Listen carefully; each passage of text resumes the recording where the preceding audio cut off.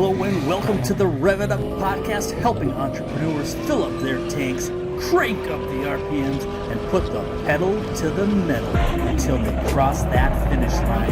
Hello, I'm Jess Tiffany. Ready, set, go. Thank you, everybody. Welcome to another episode of the Rev It Up podcast. I'm super excited to have a wonderful guest here out of the construction industry. Larry Silver is a construction specialist, a strategic planner, VP business development expert, and executive recruiter, all wrapped into one. And I want to welcome you, Larry, to the show. Thank you, Jess. I appreciate being here. Looking forward to it. Fantastic. And before we get too far in, if you wouldn't mind telling people where they can find you online and how to track you down. Yeah, my website is www.contractormarketing.com. And I use my personal email, larry@brotherlarry.com. I'm also on LinkedIn. I've got about 8,200 connections, primarily in construction. And I've got just about 50 recommendations, so people can read about how my clients feel about me and how I've helped them. And I think, it's better to let somebody else speak well of you than to try to boast yourself. So LinkedIn is probably my primary place where I hang my hat right now. Awesome. Same with me, but I don't think I have 50 yet. I'll have to catch up here. So no worries. As far as recommendations, but yeah, no, that's fantastic. And so, Larry, if you could tell us a little bit about your kind of how you got to where you are, kind of your beginnings, and then kind of where you're at now.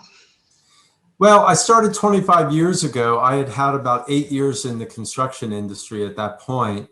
I graduated New York University with a marketing degree, and little did I know I was going to end up in construction. Kind of a dirty, antiquated, slow to change, slow to adopt industry. So even though I thought that I was average at marketing, I was in the construction industry, which made me above average. If I worked for Procter & Gamble, I would have been average and also ran. But because my industry is kind of behind the curve in business, there's a lot of issues with construction and products and services. We're just behind a little bit, and we're slow to adopt technology. So I've been blessed. I've had 4 national magazines, primarily in marketing, business development, and human resource topics. I've had a division of my company has had as many as 10 full-time recruiters working for me. We primarily recruited business developers and estimators, but we did some other operational positions. So I've also taught a lot of national seminars. I started a business development trade group for contractors back in 1999. I was executive director for 6 years, and then I sold it to a management company. So I've done a lot of things nationally. I didn't have a lot of gray hair, so I had to kind of figure out how to get some credibility and some authority. And if you run and you publish a magazine, if you run a national trade group, I've written in many national magazines. It gives you a little credibility. And so I realized that a lot of the questions that my clients had were strategic in nature. So when I would try to help them with marketing and business development, I would ask a plethora of questions about how much they wanted to grow and this and that. And I couldn't get answers from them. And they're like, we really haven't thought about that. And I'm like, how am I going to help with marketing and business development if they don't even know strategically what their vision is and where they want to go? Because for me, Jess, business development is like having a gun that's loaded. It'll do some damage, but where are you going to point it? You could be pointing it up in the sky where it's not going to do any damage. So you could waste more money in marketing, sales, and business development than any other activity. And construction is no different. They don't know how to point the gun properly. So I became a strategic planner and asked all these questions and took them through a process.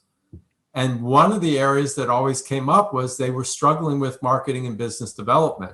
They love getting a project and acting like an engineer or digging a hole in the ground and sticking a building in it. They love that. They love the operational part, the technical part, but they weren't good at the business side, the professional side. So I've been able to help some companies grow over time. I've got some good stories about that, which we can share.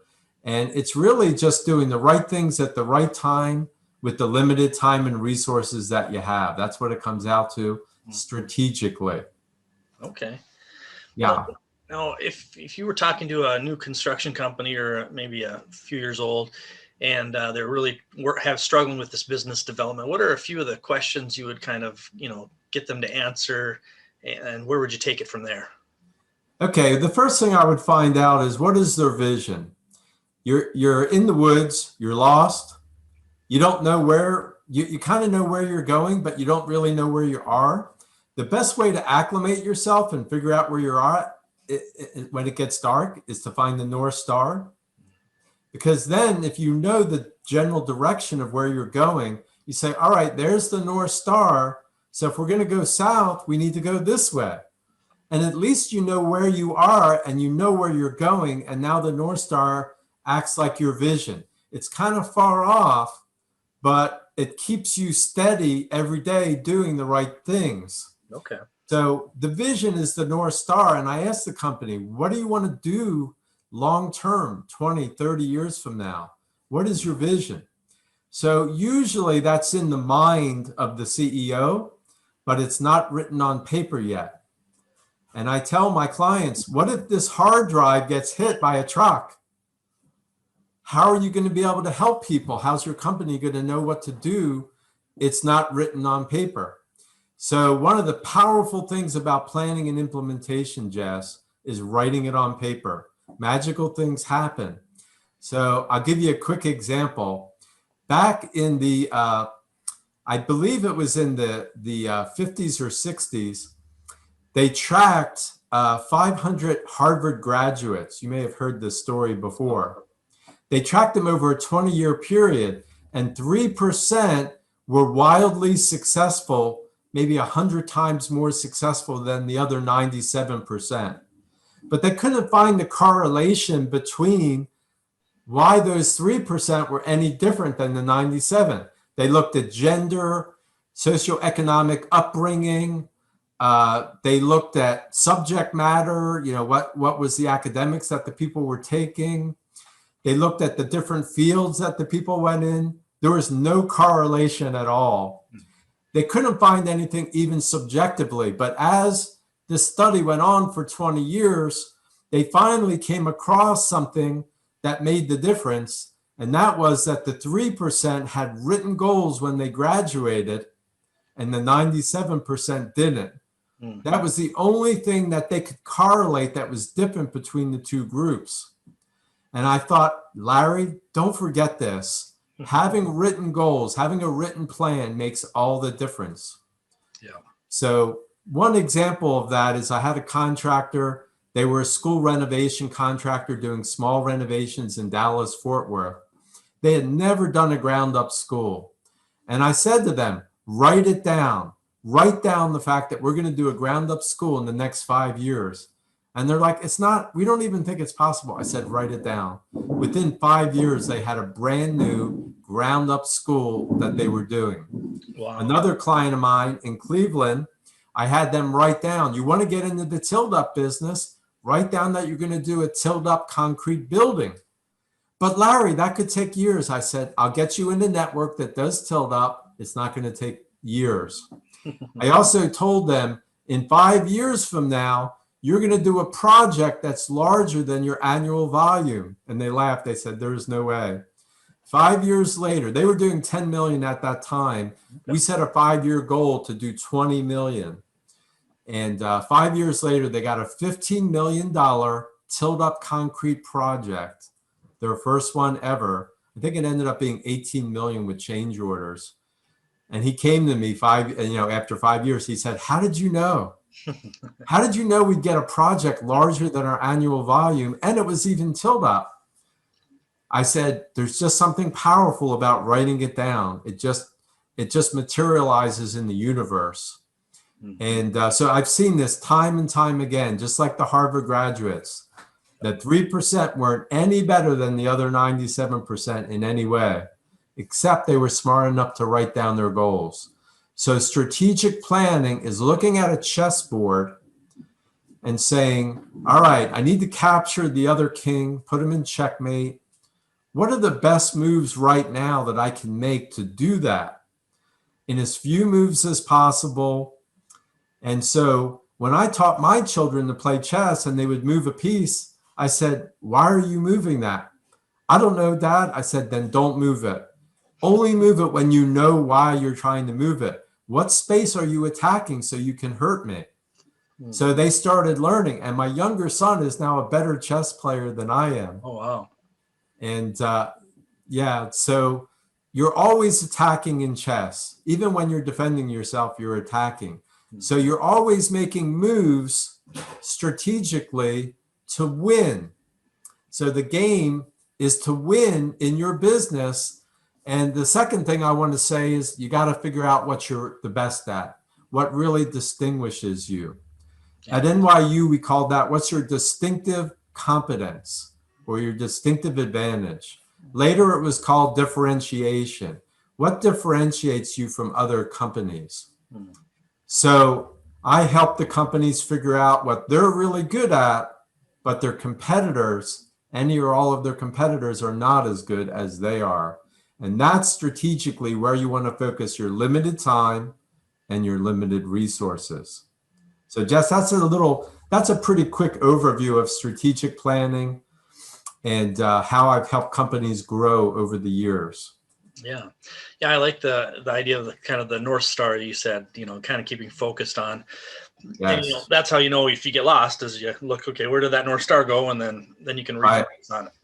So well, we've got a big issue in the construction industry, and that is we like to run around like chickens with their head cut off. And we think if we're really busy and we're putting out fires all day, hey, that's what we do in our industry. We're general contractors. I call that tyranny of the urgent. And what that means is you're always putting out fires, you're always busy, you're always working in your business, but you're not working on your business.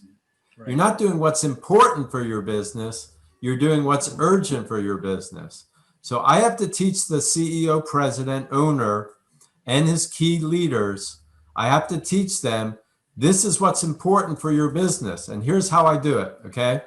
I give a homework assignment to the leader team and all the employees of the company, and I have them list all the strategic issues that they feel are affecting their business. Okay. It generally generates about 50 to 100 issues. Then I take those issues and I present them to the leader team in categories. And usually in about an hour or two facilitation, we shortlist it to their top 3 issues. Okay. It's not really easy to do, but I'm pretty good at it. I know how to get it. I start making them vote and have, very clear discussions and keep them from going on tangents and stuff. But once we have the top 3 issues, we come back again and reword the issues in a way that really captures the essence of, these are our most important issues for the next 12 years. These are our top moves on the chessboard to win. And I call that changing the status quo of your company. Instead of just doing business as usual, tyranny of the urgent, we're actually working on growing our company. Yeah. So if you would like, I'll give you a couple examples of how that works. Hey everybody, Jess here. What if I could help your company find over $100,000 in hidden revenue streams in less than an hour without spending an extra dime on advertising or marketing? Reach out to me at cardzap.thebumpcard.me. Check out the video on 5 steps to profit and also reach out and we can have a conversation. Thank you. Absolutely. That sounds great. So 11 years ago, I went to work with Dallas Fort Worth, a small school contractor. They did renovations. They had 7 employees, and they were landlocked in this little airplane hangar where their office was. They couldn't add 1 person. So in our first meeting, I said, one of the top activities that you have to do to grow in the way you want to grow, because you're saying you don't have all the right people, which I agree with, is you need to get a new office. How can you hire people if you have no place to put them? This was way before the days of COVID when people were working from home.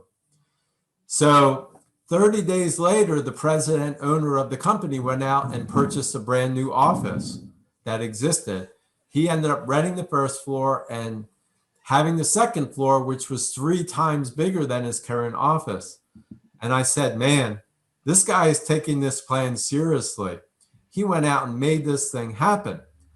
Then he kind of struggled with all the duties he was doing as a small company, because general contractors wear so many hats like any small business person, right, that he wasn't being effective at any one function of his company.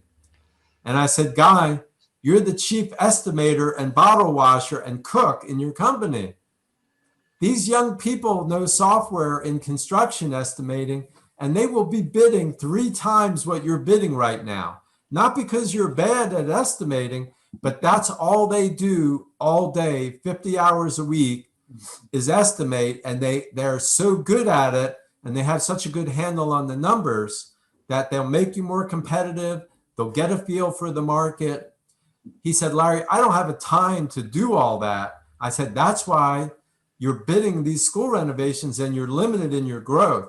So after 2 years, I talked him into hiring an estimator, and it was just like straight up.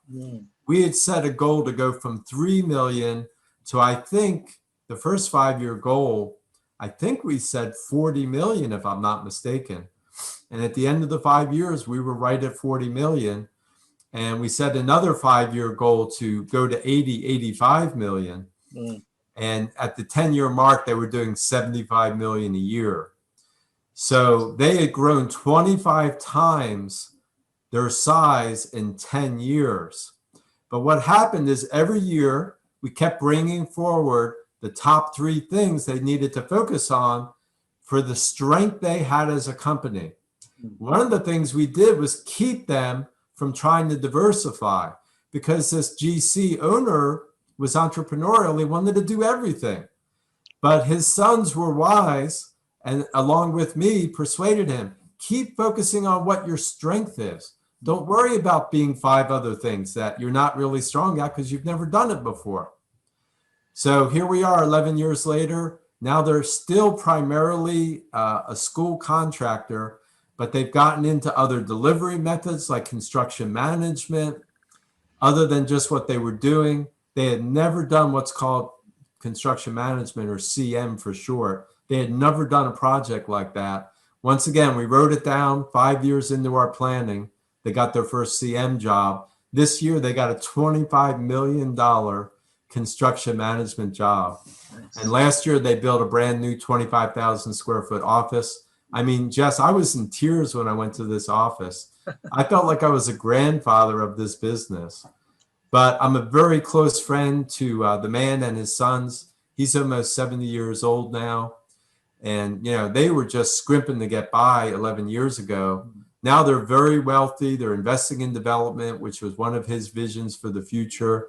He's got several office complexes that he owns. He wants to buy land and build a multi-purpose residential development. The sky's the limit. They've got a lot. They've got millions of dollars in the bank. And everything that we dreamed 11 years ago came true. And I'm still doing strategic planning with them 11 years later.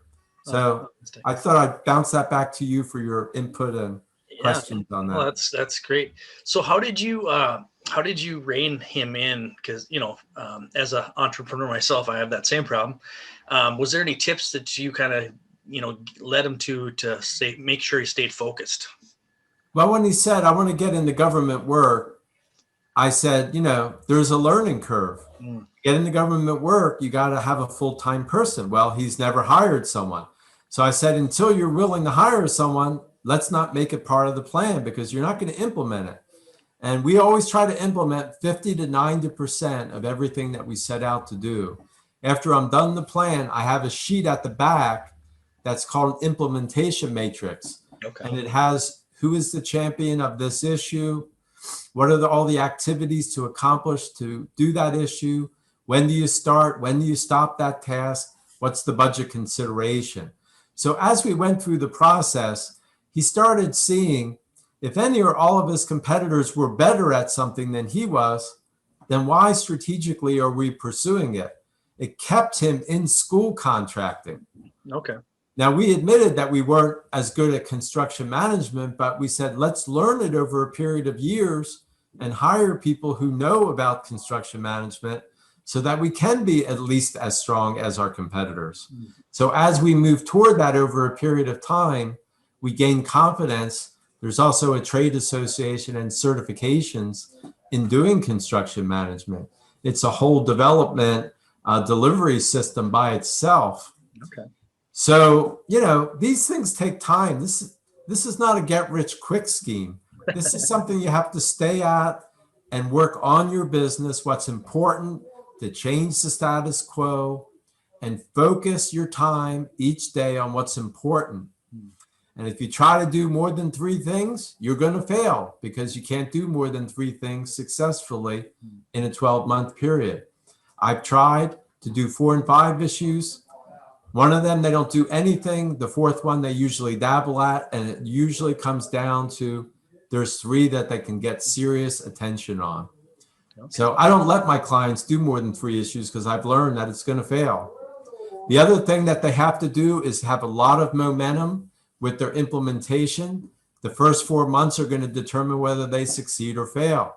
So if they've never done strategic planning, I say, you can hire me for the first phase to develop the plan, but since you've never done this before, you have to bring me every month back to your company for the first year. Yeah. If you're not willing to do that, hire someone else.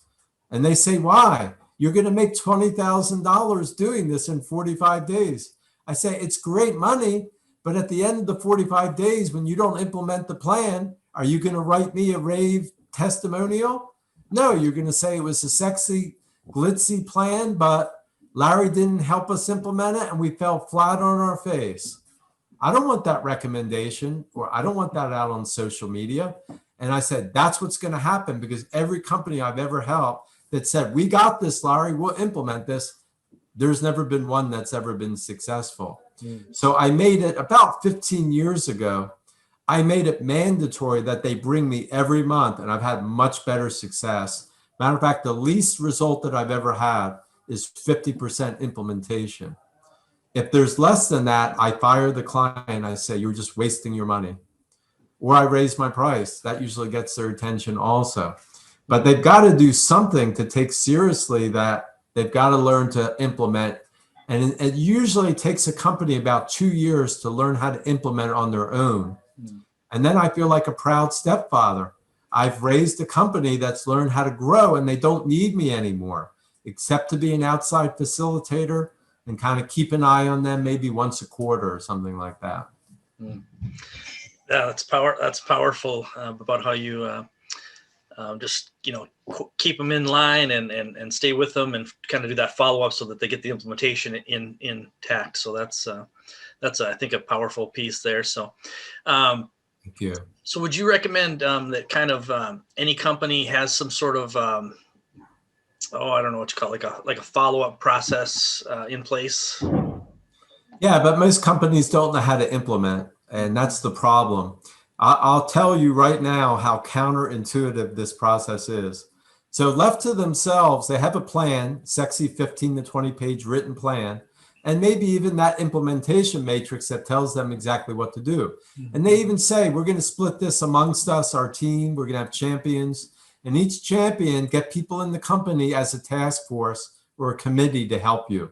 Okay. So what do? They say, all right, I've got a marketing task here. We've got to develop an external e-newsletter that we're going to send out once a month. And they get the marketing director, and they get, a couple other key leaders, and they say, we want to meet next Friday to look at our plan and figure out together how we're going to do this. So they meet together and they try to work on it. And, they have some good ideas. They meet a second week, a third week, a fourth week, and they keep bouncing these ideas around, but they don't really make a decision on how to move forward. And ultimately, they're frustrated because the champion leading the task force doesn't know how to implement. And they're doing exactly the opposite of what they should be doing. What they should be doing is saying, all right, here is the action steps that our task force is going to take. Before we meet, I'm giving each one of you a homework assignment. You're working on this step. John, you're working on this step. Shirley, you're working on this step. I want you to create an action plan and an outline for how you're going to implement this one step of the plan for marketing and this newsletter.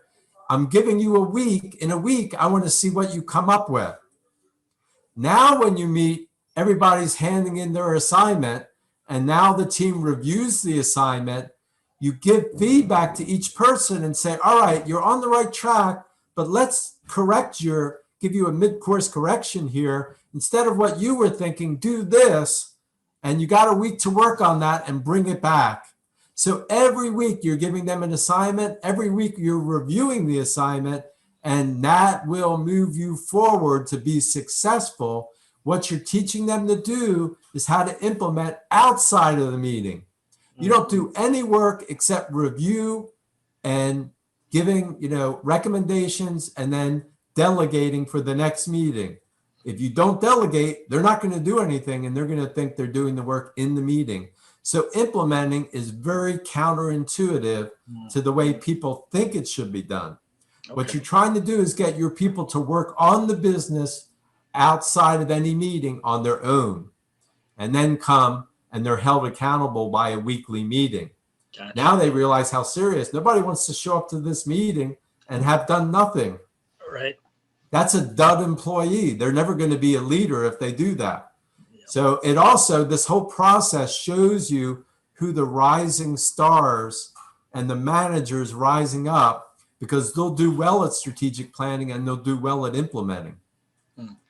And that's how you grow your company from the inside out, by learning how to implement and grow based on what's important every day in your company. Okay. So yeah, obviously implementation is important, but that accountability piece is really kind of what sets it apart, is that little bit. I know, I'd be really embarrassed to walk in and go, oh yeah, I didn't do my homework, or whatever. So yeah. And I show up once a month. They don't know if they're on the task force. I sit in on every task force. And then the team sits together for 2 hours and we review, like a project manager, what percentage are you complete of this and this and this? Mm-hmm. And every month we move the percentages forward like a project manager. And I'm like, what if you were building a construction project and you were at 5% when your schedule says you should be at 20%? Mm-hmm. You'd be yelling your head off and firing subs right and left. Yeah. This is the same thing. By 4 months, you should be at 50%. And then the next 50% for the remainder of the year, keep moving forward. This is not a checklist that you get something done and that's it. It's something that has to keep changing and growing over time, so that by the second year, you're not even the same company anymore. And even the issues you need to grow the next year are totally different. So this is just, it's a real paradigm shift. Most people, even successful business people, don't understand the principles that I'm sharing in this call. Yeah, that's. I think that's totally true. It's from my experience as well. Just lack of accountability, and I think sometimes you need that outside, like kind of what you do. You need that outside eyes to kind of see from the bird's eye perspective of the whole project and the chessboard, like you talked about earlier. Yes. Why are these pieces moving here, and what's the end goal? So I think that's pretty awesome. So, well, good. I want to thank you so much for talking with us today. And any last, just like a quick tip or something you have maybe for to help a company boost their revenue? Well, I like the idea of using an outside facilitator and a coach and a consultant. We all need help. I do.